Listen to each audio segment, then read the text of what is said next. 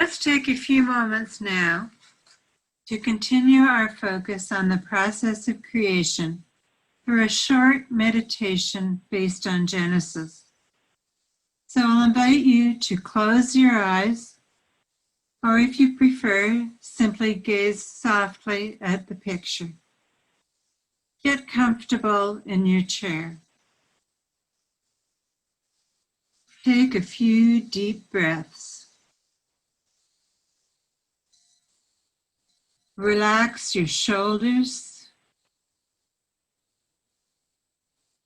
Relax all the muscles of your face, especially your jaw. Breathe in peace and calm. Breathe out tension and anxiety. Just let it all go.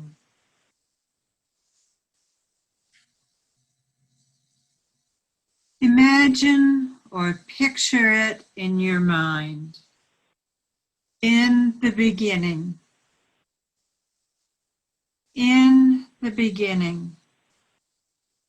Before the beginning of life as we experience it.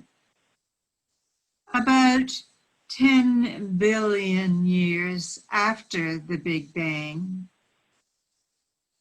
After our galaxy, solar system, and planet were created and set in their perpetual orbits.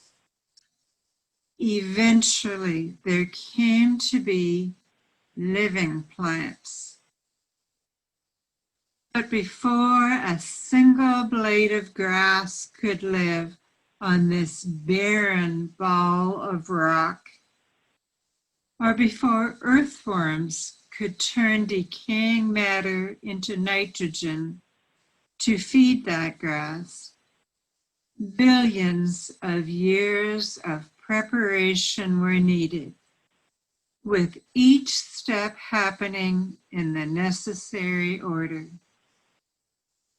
Seemingly endless cycles of gradual cooling of the molten lava and transformation of the sulfuric gases came first, along with an almost constant meteorite bombardment that sculpted the land masses.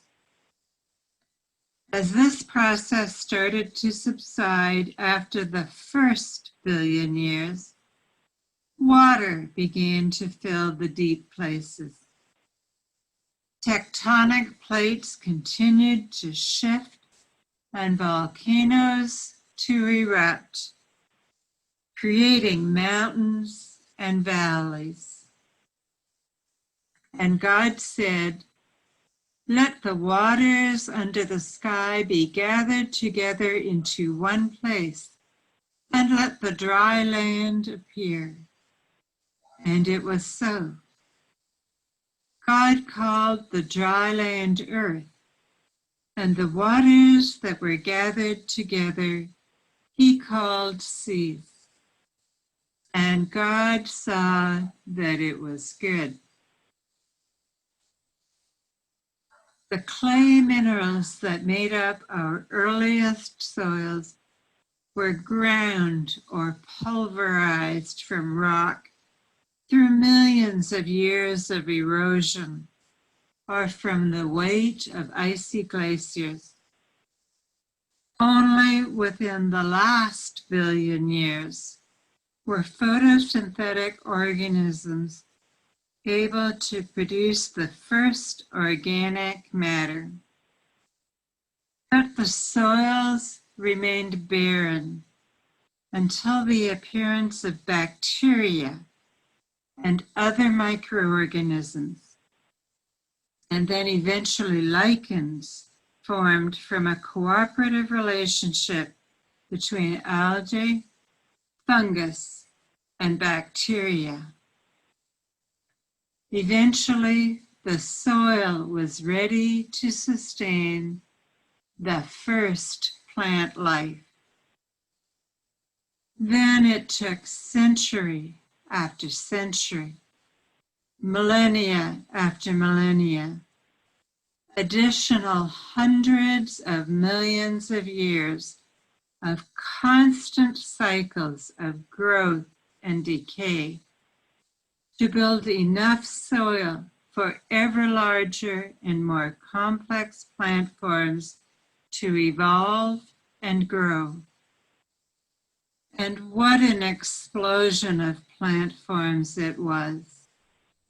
Seaweeds and meadow grasses, tiny shrubs and giant redwood trees, wildflowers and dandelions, that carefully evolved plant providing nutritious leaves in early spring, flowers to attract bees, deep roots to prevent soil loss, and medicinal properties for teeth.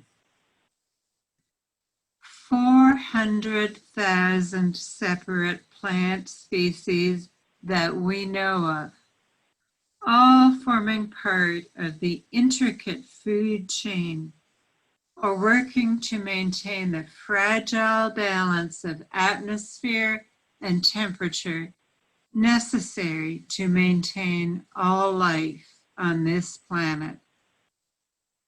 Then God said, "Let the earth put forth vegetation, plants yielding seed, and fruit trees of every kind on earth."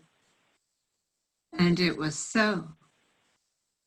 The earth brought forth vegetation, plants, and trees of every kind.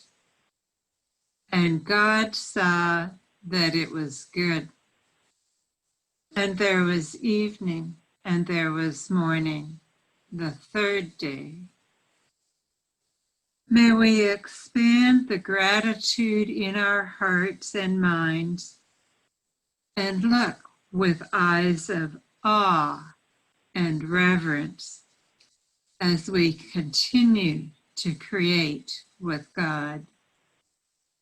And it shall continue to be good. Amen.